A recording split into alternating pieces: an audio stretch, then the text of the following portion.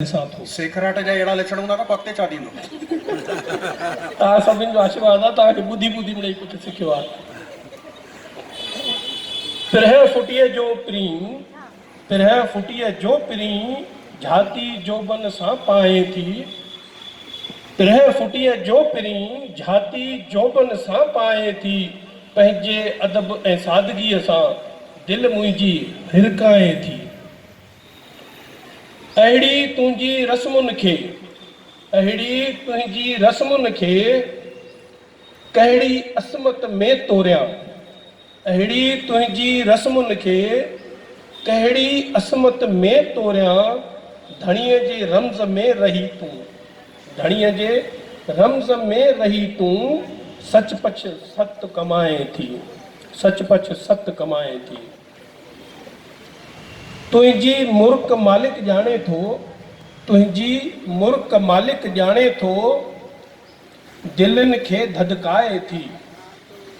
तुंहिंजी मुर्क मालिक ॼाणे थो दिलनि खे धधकाए थी।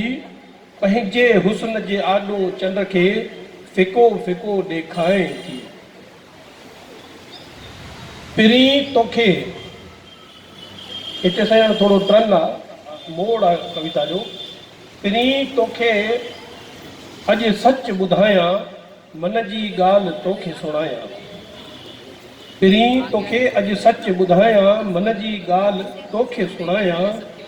इश्क मुंहिंजो उन सां बिया, शल ॿिन्हीअ सां कोड़ निभायां। वाह वाह, काश असां बि सेखराट हुजूं। सुहिणी सिंधूअ जी सूंहं सां अच, तोखे रूबरू करायां।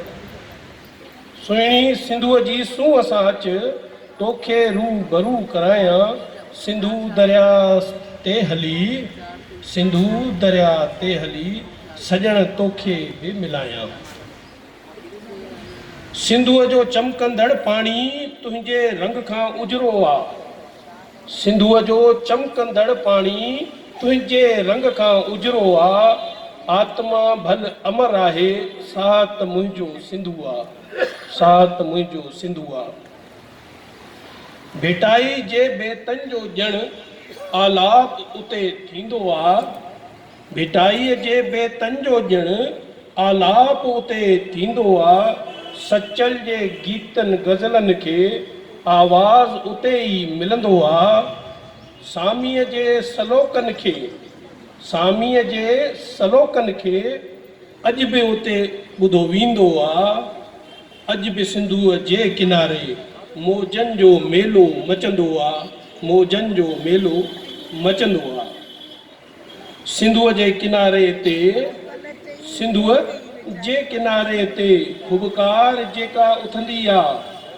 सिंधूअ जे किनारे ते हुबकार जेका उथंदी आहे। तुंहिंजो इश्क इबादत आहे, इहो एहसास कराईंदी आहे। महिरबानी।